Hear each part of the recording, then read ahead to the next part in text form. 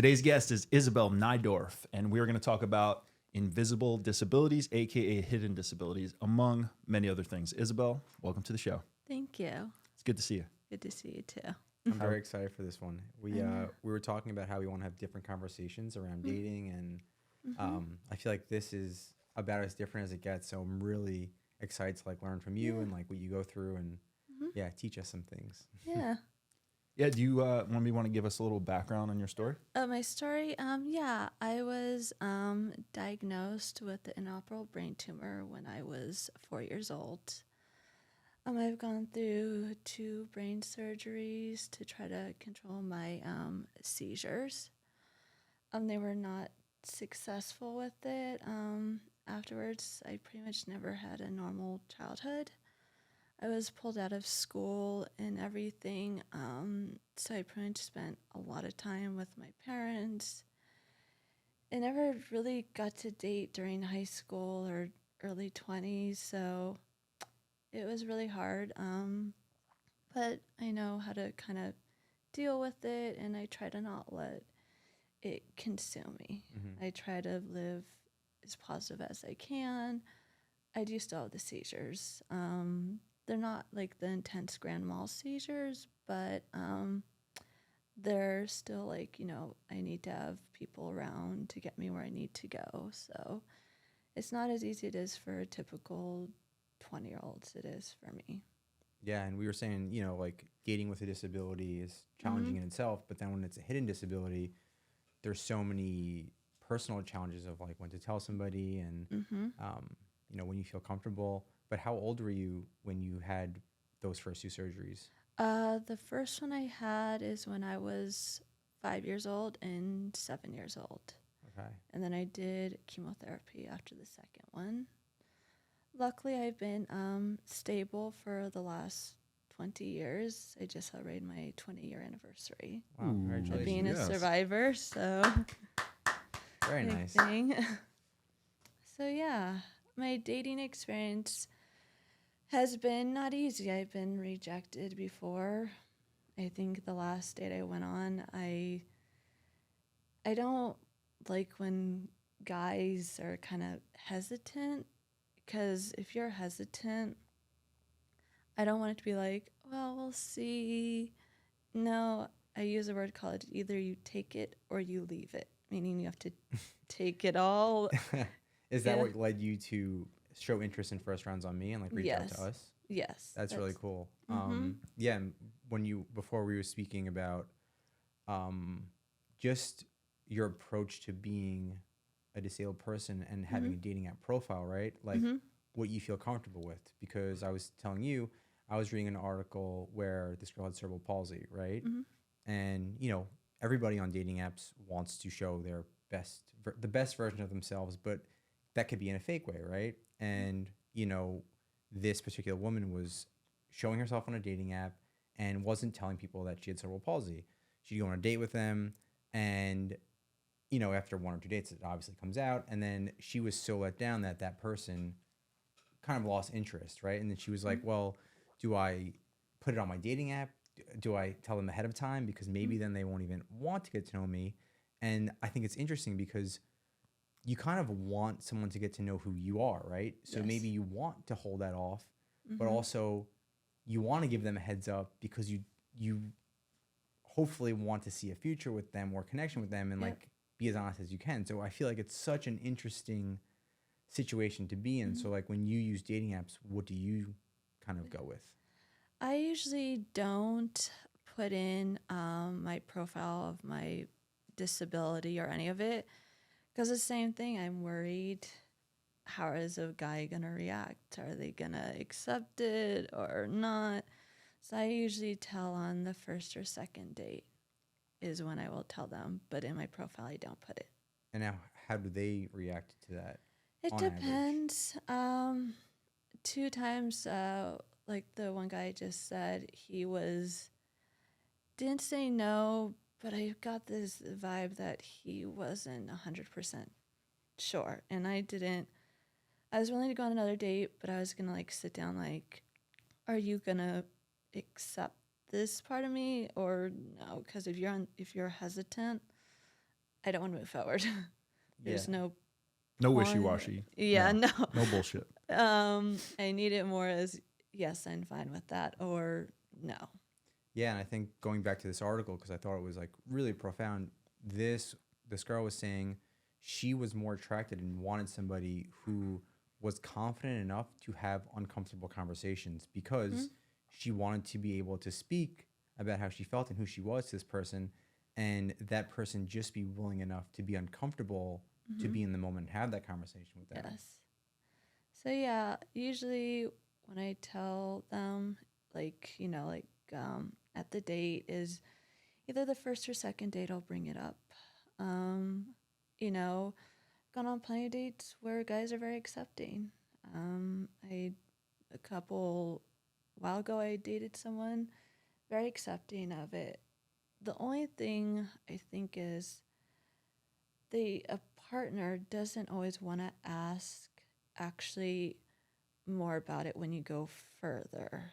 Like, are they scared, hesitant?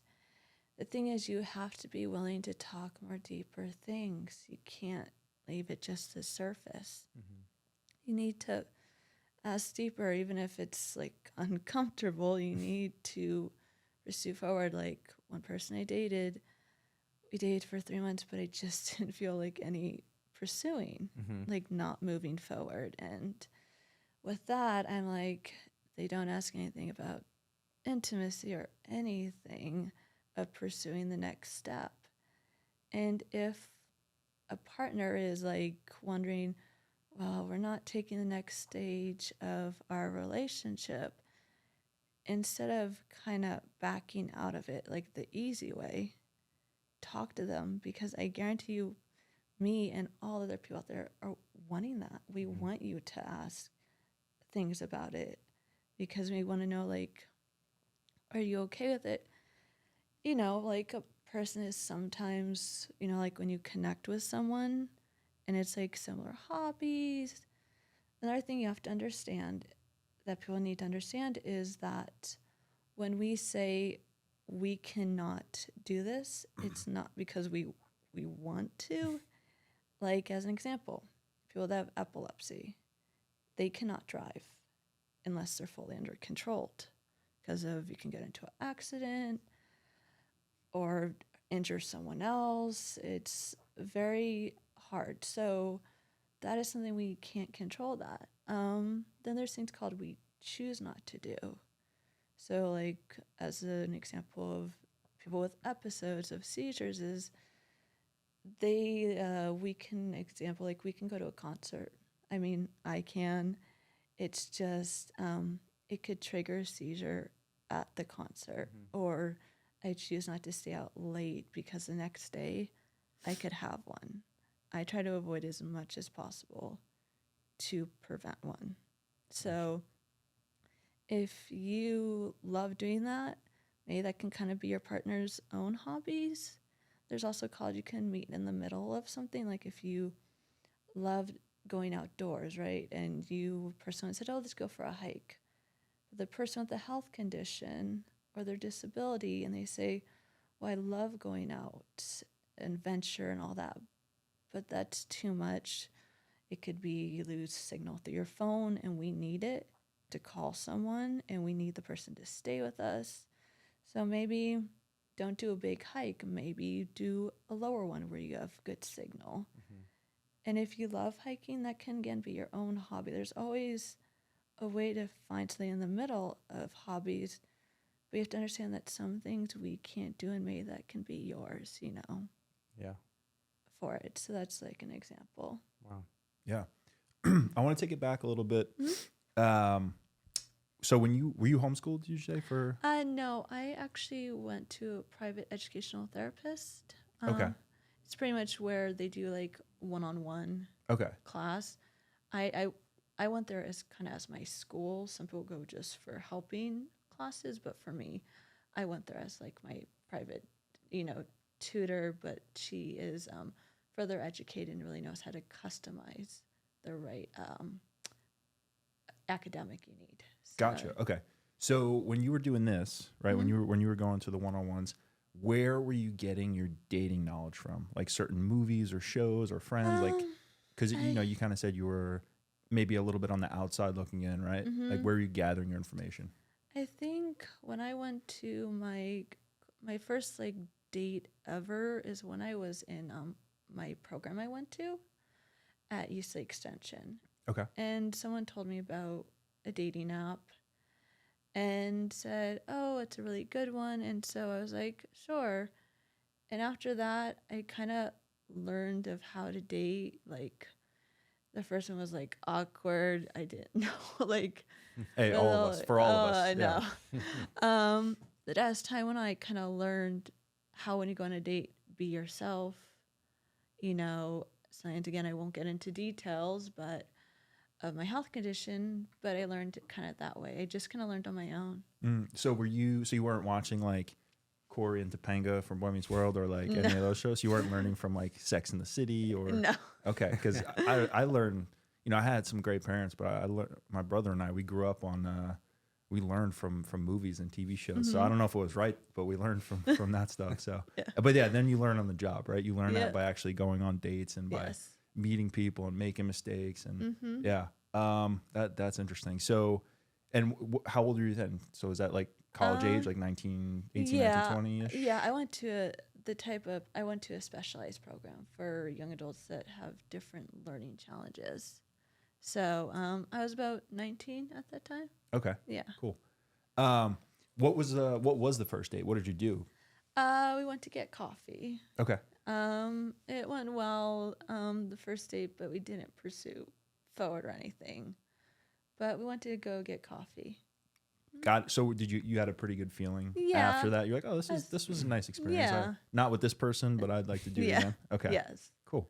So when you spoke a little bit earlier about like someone maybe not opening up to you or going deeper, were you talking more on like the first couple dates? Or I know you said you dated the guy for 3 months. Are you talking more on like, is it like longer Longer, time frame? Saying, yeah, because sometimes if you date someone, you don't want to give out too much information to them because it could be overwhelming.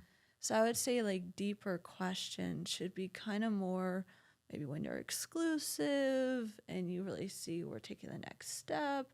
That's when you can start going deeper about your health condition, someone asking questions, But the beginning, you don't want to go too deep because it can be overwhelming for the other person. Sure.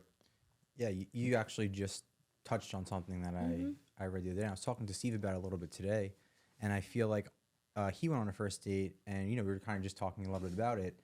And this article was saying, on a first date, you should never overshare or undershare, right? And it gets really tricky because how do you try and control yourself to stay in the middle? And it kind of broke it down that like if you overshare on a first date, like you're putting too much pressure, right? You're trying to force this to work. And if you undershare, you're kind of like not letting your guard down a little bit and like being a little bit vulnerable, and it can be really boring. So it's like super interesting how you have to try and find that middle game to not overshare or undershare. And I feel like that's kind of what you try and do when you go on a date. Yeah. So usually like when I go on a date and I tell the person my health condition, I go as simple as possible. So like usually people don't really react if I say I have a brain tumor, I'm stable. When I talk about my seizures, I kind of go more like, I have seizures. One thing a lot of times people have to clear up in the beginning is I don't have grand mal because a lot of people assume that's the type you have. So I kind of... What is that? A grand mal seizure is like the ones that you see on TV shows. Okay. Or movies. And a lot of people learn about seizures by watching movies. And there's over 12 different types of seizures out there. Wow. And not everyone has the, convulsing or the airways closing, where that's very dangerous. You need to know the first aid for that. But for my type, the key thing is make sure you're not around sharp objects, make sure you're safe. Either you need to be laying down or sitting. And some of them are called we're aware. During it means we can communicate or we're just aware of the episode, or the other type are where you're just not aware, where you could say our name, we won't reply, we won't remember the event. And those are like another type, and that's the vague way to put it in like the beginning. Then maybe when you go down more dates, time goes, then you can start going more deeper what actually happens to you, what happens to the body or how you feel or your expression. So that's kind of how I put it. And same with like my learning disability, that one is probably the hardest one to me sometimes to talk about is my learning disability. And that's separate to the seizures. Yeah, everything is actually linked together in a way. Okay. My brain tumor causes my seizures. My surgery and my seizures caused a learning disability. Okay.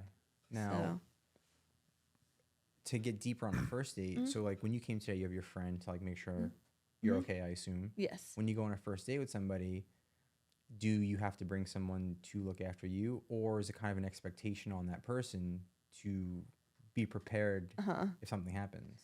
In the beginning, I had someone like really close by. Now I've Kind of like with a magazine, just yeah, okay. like maybe sitting behind me. I don't do that anymore. Okay. I just have more like emergency contact stuff. So either I have a phone number on my phone, or I have a thing to contact my mom. Obviously, I don't tell them right away that I have seizures, but it's there just in case. So if I'm at a coffee shop, I'll look and find something nearby and maybe like right next door. Like, and maybe if it's in like a shopping center, maybe they'll go to one of the restaurants. Wow. So that's kind of how I do it now as I gone older and all that. I like it. So how do you handle it if someone, because, I know I like to ask a lot of follow-up questions. It's, if I guess it's also a good way for you to tell if someone's actually listening to what you say. Because if someone told me they had brain tumor, I'd be like, wait, what? And I'd start to go down the rabbit hole. Do you because I've had situations where I've been on dates and like someone will tell me something, but then say like they don't like to go in detail about it until they know the person better. Yeah. So how do you handle it if someone starts to ask a lot of follow-up questions? I'm open to it. I'm a person that's very open. If people ask more questions, I'm worried the more you tell, that's what will push them away. But I'll answer it. If you're asking what type of seizures, what happened, I'm open to telling that Got you. to people. Cool. For it. And so I was kind of doing something earlier, but I heard you say alcohol is not good for you in terms of it could trigger a seizure. Yes. So if someone offers up an alcohol, do you say do not drink it all, I assume? Or I can drink a little bit, maybe like one drink, but not to the point where it makes you tipsy, even just tipsy because my drugs are okay with it. But one of the drugs is very high risk if you have way too much alcohol. Gotcha. Okay. So if someone offers up an alcoholic first date, will you usually? Usually I don't, because it also depends what type of drink also that I like also. Got it. Interesting. Okay. I want to ask you something else too. Like whenever we have a guest on or we talk about dating, we always talk about like not settling and to like set your boundaries and go after what you want. Yeah. And then I wanted to ask you, do you kind of feel yourself maybe settling for someone who's just okay with your disability, and then later on you figure out, you know what, I actually don't really align with this person or have a connection, but I was kind of just staying with them because they were so comfortable with my disability? That is something I do sometimes think is when someone's very accepting of it, I kind of like, oh, that's great. I'm trying, because what kind of makes me like someone is when they actually accept my health condition. But there's times where I haven't settled immediately. I kind of date other people to kind of see. But it's hard because if one person only accepts and the other one rejects, it's hard. But I know if I don't feel any connection or anything, I won't pursue forward, if I know that. Okay. And now do you like to just date anybody, or do you sometimes say, you know what, I actually want to try and date somebody else who has a disability where we can maybe relate to each other better? Or do you say, I kind of want to stay away from that and just date someone who doesn't have a disability? I have dated someone that did have a disability. It was, I mean, I liked him, his personality and how he was accepting, and we did relate of struggles. But sometimes, depending on the disability, sometimes it's hard. Like, they have their own stuff to deal with, and I have my stuff. So sometimes it can kind of cross over. Oh, wow, yeah. Like, people say, oh, date someone that has seizures. Well, Who says that? I know, but people will be like, "Oh, date." What if you both have a seizure? I know. Well, that's the point. I'm like, no, that's not gonna work out. But they think because you can relate to them, like that could, right? You can connect and really have like struggle with the same stuff. But it is true. Like if we're just having a bad day, it's hard for us. So I kind of a little more like, if you have a disability, I don't think I can date a person because it's just, I have my own stuff to deal with, every day. And I can't drop everything that I'm doing for my health. It can put a lot of stress on us. Yeah. Because if they're having a problem with their disability, it could be hard on us. Like, stress is the thing I try to avoid. And having Well, every another relationship is going to Yeah. be, jeez. The stressful and anxieties also can trigger seizures. So we try to stay away from overstressing. And, like if you think of if a partner is not well, the stress you're feeling, well, that can seriously affect us too. The stress could cause seizures and all that. So I'm a little more like, some people can both have a disability and be fine. But for me personally, I can't. After a guy I dated, it was just a little harder. He had like a physical disability, and it was just a little hard, It didn't work out or anything, but I'm a little more like, if you have a health condition, I probably could not pursue forward with that. Yeah, that's super interesting. So I have an older sister who has cerebral palsy. Really? Yeah. And, I touch base with her, a couple times a month just to see how she's doing. And when I talk to her, it's kind of like a venting session for her, right? Where it's like she's just venting about life, right? Yeah. And of course, I'm there to listen and be there to support her. But I couldn't imagine if I was like her partner and I had to like hear, like, and rightfully so, right? Like she's in a wheelchair her whole life, so I'm sure she feels a type of way. But I'm sure that stress and anxiety would be compounded onto somebody else, where for me, I just get it in a small dose once or twice a month. And I couldn't even imagine what both sides go through, trying to make sure the other person's okay, trying to make sure yourself's okay. It's a lot. It is. Yeah. So it really depends on each person, but I've seen people that both have like physical disabilities and they both are fine. So each person's very different. Yeah.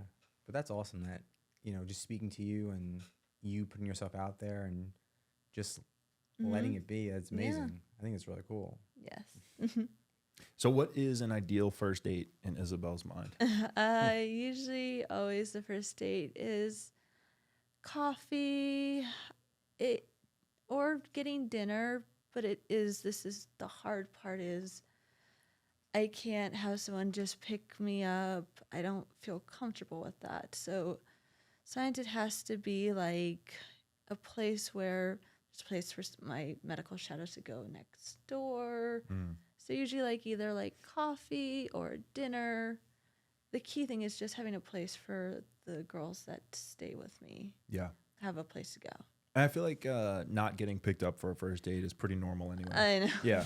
So you're good there. You're Yeah. good. Yeah. Some people have asked that, but Really?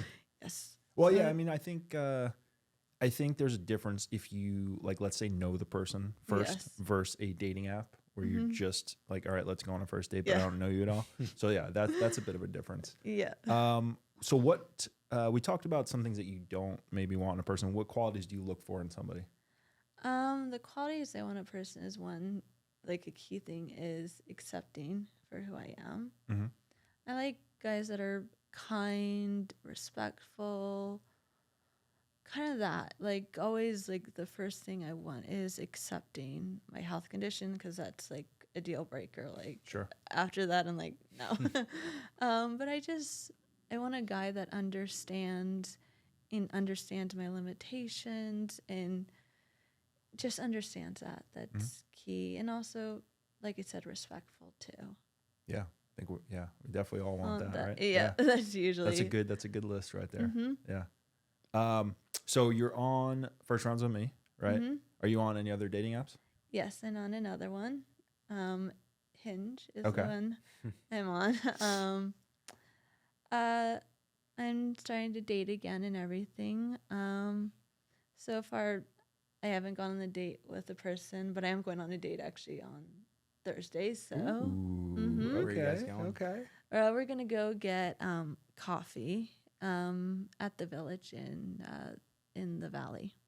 Very nice. Do I know that spot? It's over in Woodland Hills. Okay, I definitely don't know that spot. I know like 2 spots in the valley. So, nice. So yeah. That's all right. Yeah. So how long did you guys talk on the app before you made these plans? We have been texting for about a week. Okay, perfect. It's like I think a week is a perfect of texting and then going on a date. Nice. I love that. And I Yeah. think having so do you tell the other person that your medical shadow is going to be there? I don't usually tell them. What I do is wherever we're going, we try to find a spot where you won't see me coming out. So I kind of like will walk ahead of them and them kind of acting like I don't know them. I feel like that all of our listeners Yeah. are now going to want the option to have a shadow on a date, especially for women. It's a cool safety feature. Just Yes. every date you have a shadow. Yes. Yeah, I want like Secret Service in Yeah. that suit and sunglasses with an earpiece, Yes. and maybe even feeding me lines. I don't know. Just give me something good.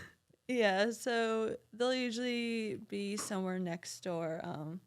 But that's usually how I do is I kind of get out of the car, they walk behind me a few feet apart, and then I kind of will either the guys sometimes will stay and they'll say, "Oh, can I walk you to the car?" Sometimes they'll say, "Oh, my friend's picking me up." Mhm.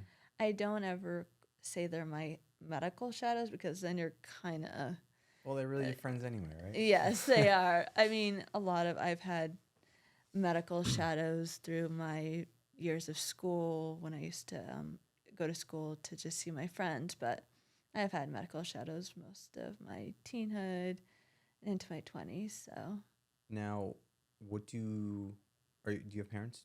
I do. And how do they feel like as far as, you going out, meeting these people, like are they worried? My mom sometimes does get worried because, it's especially off a dating app, you don't know the person. So I would say that I would say to- most parents don't Sure. have dating apps these days anyway. I so know. We're all in the same boat. Yeah. So my mom was like, just always make sure that the girls are close by. You have your phone out. Sometimes we'll send a text making sure everything is good. But my mom, when I went on the first date, she understood that I really wanted to start dating. But she's always nervous because, again, I can't predict if a seizure will come or not. Now, I don't know if this is TMI or too Huh? personal. You don't have to answer this. Huh? Has it ever happened on a date with somebody? No, it's Okay. never happened on a date. So Maybe that's your cure. Yeah. Just always be on a date. yeah, no. I haven't never experienced that. So Okay. That's awesome. hmm Like, do your friends ever give you opinions or feedbacks on the people you go on dates with that maybe you don't want to hear? there are some times where it's more my friends just don't understand Mm-hmm. what makes it hard. Because what they have to do when they go on dates off dating apps, they don't have the same thing of like having a friend very close by. Some will just give like the location. So sometimes it's hard Mm-hmm. for them to understand the struggles. But I have very good friends that support me, never like judge or anything, but relating to some of the advice is a little hard, for it. Yeah. Okay. Are you meeting people mostly through dating apps, or are there other ways that you're? Most are off dating apps. Okay. Because it's been hard with work, working at home, not meeting as many new people. So most have been off dating apps. Cool. What do you do for work? For work? Yeah. I work at my dad's business firm as an assistant. Nice. It's really nice because it can be flexible for my days and how long I need to work and all that. Yeah. And you don't want to be dating your coworker in that situation. No. No. It's a great job because it's flexible, but I'm definitely trying to find another job meeting new people, but an in-person job. So Yeah. Okay. Interesting. So disability aside, just dating in general. yes. Do you kind of, the way you curate your profile, do you kind of put what you're looking for? Like, are you upfront about like, hey, I'm looking for a relationship, or I don't know what I'm looking for, or stuff like I want to have kids, and then kind of in your prompts and bio, tell a little bit more about who you are, see if you have some things in common with the people you match with. Usually I put in like the prompts, like the question, usually I put in what I'm looking for, because sometimes if you just put in the little questions, sometimes guys still don't get it. And Be careful. so, yeah. But now, say you're into like what are you into, as far as TV shows, like stuff like that? Watching like TV shows. Or like hobbies or. Yeah. I like, one of my favorite drama series is SVU, like drama series. So now in a prompt or your bio, Yes. would you throw in a little nugget like that, and then if a guy commented on that specifically, would you be like, oh, this is great, we at least have this in common, where it takes a little bit of ease off of conversating on the first date? Yeah, I think so. If there's someone that has like the same interest, I do definitely think that. Okay, cool. Where do you land on who should pay for a first date?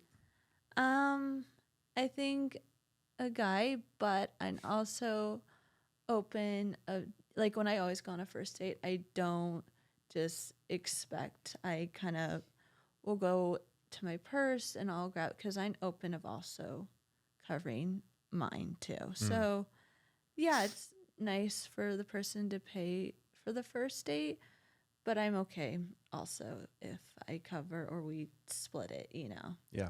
Which is interesting. I recently was doing a little research, and I think a lot of people equate going Dutch to splitting it, but it's not splitting it. It is covering your own cost, and splitting it is splitting it. Oh, Yeah. wow. Yeah. So a little factoid for you. Dutch, I haven't heard that in a long time. So you haven't heard Dutch? Yeah. I think Marin said it on our episode. It reminds me of going to Applebee's after the basketball game. Are there other deal breakers that fall more on like personality or outside of acceptance, which is the obvious deal breaker? Yes. Are there other ones that you look for where it's like, I would say my values are deal breakers, and maybe hobbies and all that. Your political stuff is really important to be on the same page. Religion, because I was not raised religious, so those are the things that are deal breakers. And children, I'm not sure if I want kids or not, so that's kind of in the middle. But hobbies to me are not like the key thing, like everything has to match up. yeah.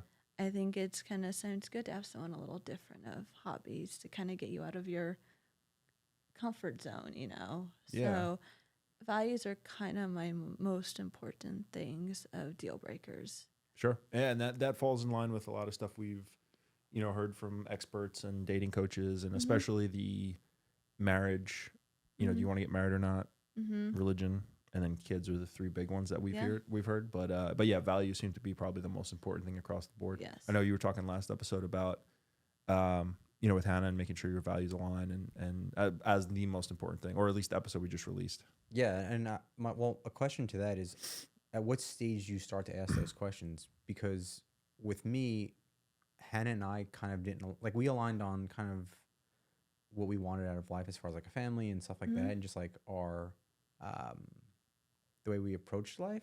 But like politically we weren't really aligned, and like that came out over time. And I feel like if we would have honed in on politics on like the first or second date, we probably would have been like, all right, like let's just separate. But we got to know each other as people first, and then we realized like, yeah, maybe that would be a point of contention in life, but we really like who each other is as a person, that we'll just figure that out later in life. Yeah. I think for me, I don't think you have to know like immediately, but I would want to know some about certain things sooner, because sometimes I feel like if you get more attached or more emotions, it's harder. Because for me, there's some political things that I kind of want to know sooner, where I'm not saying like the first date or like the second date, but I kind of want to learn that a little earlier about you. Yeah, and I feel like just this dating world, and I'm sure it always was like this, but it's just like there's no right answer, and there's just so many different paths, and you know, you can get thrown a curveball on the first date or the second date, and how do you react to it? And you know, one thing we talk about is like in today's day and age, you can like over search somebody, right, and over Google them, where you know too much about them. Whereas back in the day,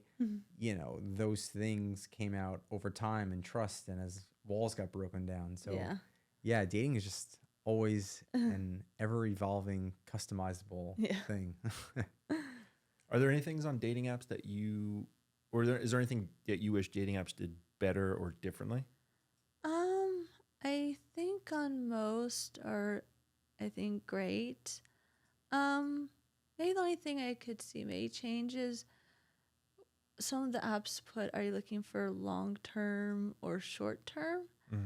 Sometimes I think with my type of dating is sometimes when you say long-term, that to me depends on how everyone looks at that. Like, is 3 months long to you, or do you think that's short? Sometimes I think if we could use other words of what you're looking for, maybe would be a kind of a change I would like. Yeah, let's see. What could we use instead of long term or short term? Giving you a chance until you fuck up. That could work. Because that doesn't put any sort of actual, that's on you. It can be a long term. It can be short term. Yeah. Exactly. It can be marriage. Could be 5 minutes, yeah. Yeah, you know, because some people are looking for casual dating, long term, and when it just is both, it's kind of vague and simple, you know. Casual dating, like Applebee's or like something like that, like a nice, like an Olive Garden. Casual dating, also what they're looking for, also, where I have met people and they say they're looking for long term, but then when I got to know them more, even by just text, I already get a vibe that they're not really looking for long term, and they still put it in the bio, and I'm like, why just be honest? You know? But I honestly think that they don't know, because like whenever I speak to somebody and they're like, oh, I want to find a boyfriend or I want to find a girlfriend, and then I'm like, okay, like, do you actually? And we talk about it for like 5 minutes. They're like, well, I don't know. And I'm just like, yeah, you don't even know. So how do you expect someone else to know? That's just the thing with signs of via text. Like, one date I was supposed to go on, but it didn't go for it because I already got the vibe of what he was looking for. Okay. How did you get that vibe? It was a couple weeks ago. I was just texting this guy, and we had a date planned. And I was just getting out a movie from my friend and I, and it was really late. It was like 10 o'clock. I was like tired. And we were supposed to meet the next day, and he's like, oh, I'm done with work and all that. Do you want to meet up right now? I'm like, okay. Also, we made reservations, and I said, how does 6 o'clock sound?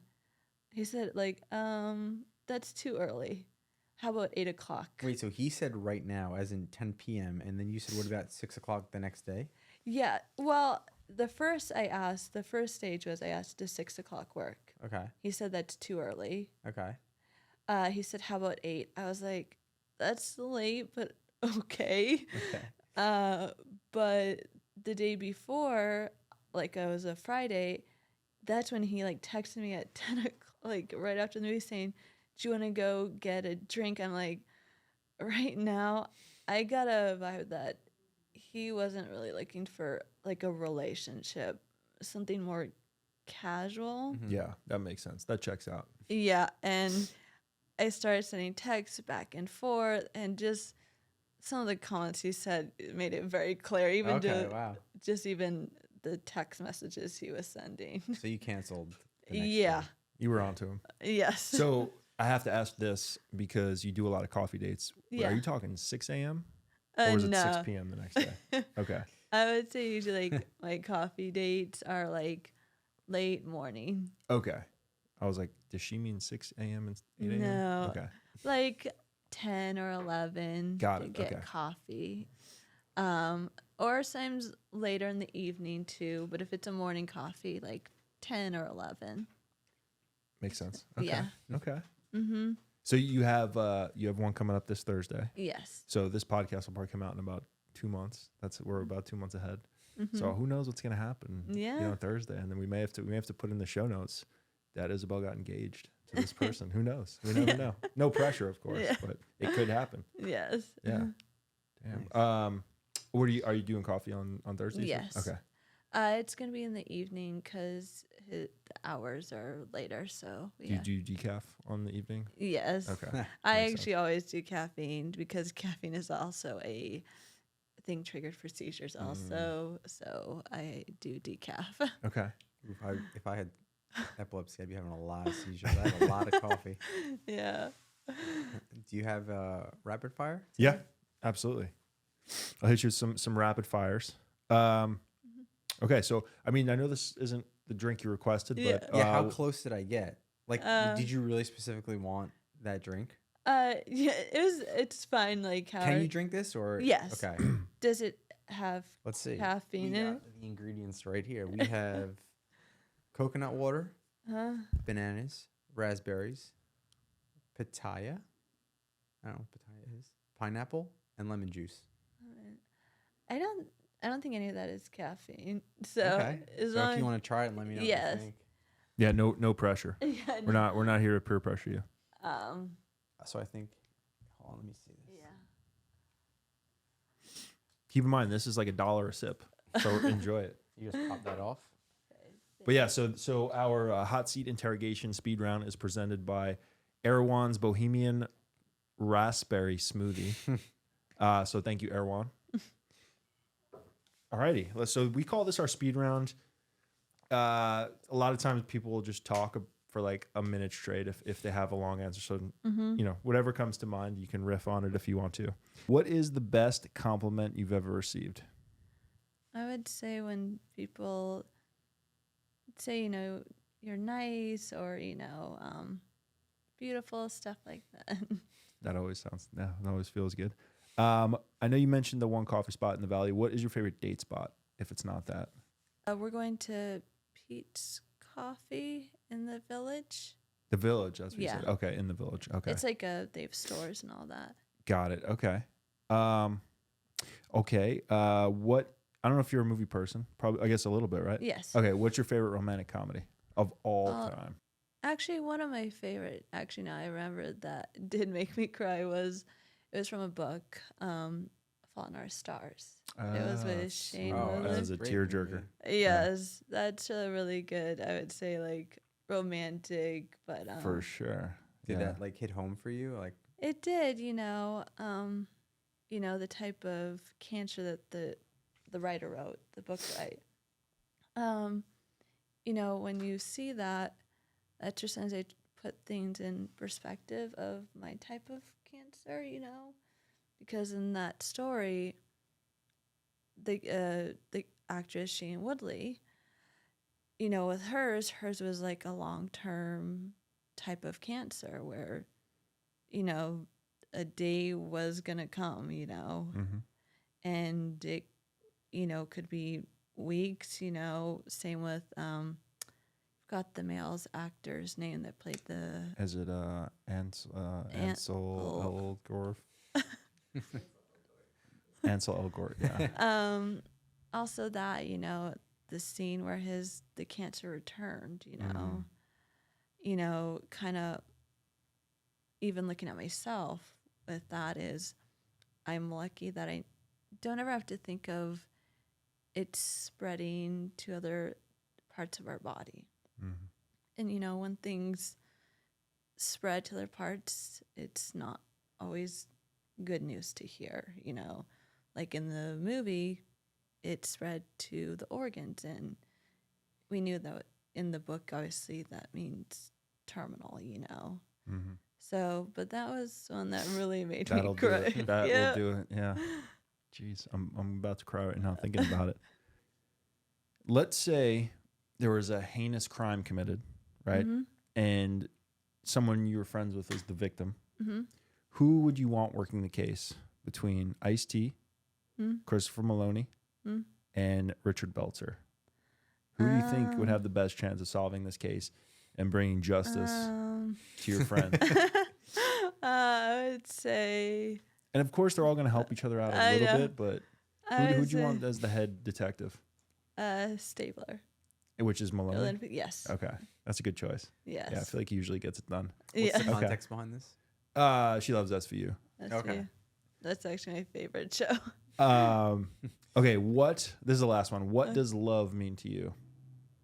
Love, to me, you mean like romantic love. Yeah, like okay. what are some things that you what are some things that come to mind when you think about like romantic love? Like, communication, trust, like stuff like that, like anything. I would say communication, I think, is a really big, important thing to me. And honesty, like those are two things that are really important. For sure. For me. Yeah, I think, I would say for anybody, those are super important. Yeah. Yes. And Joe has one of his favorite questions. Oh, yeah. If you could have one law in the world, any law you want it to be, that everybody had to follow, what law would it be and why?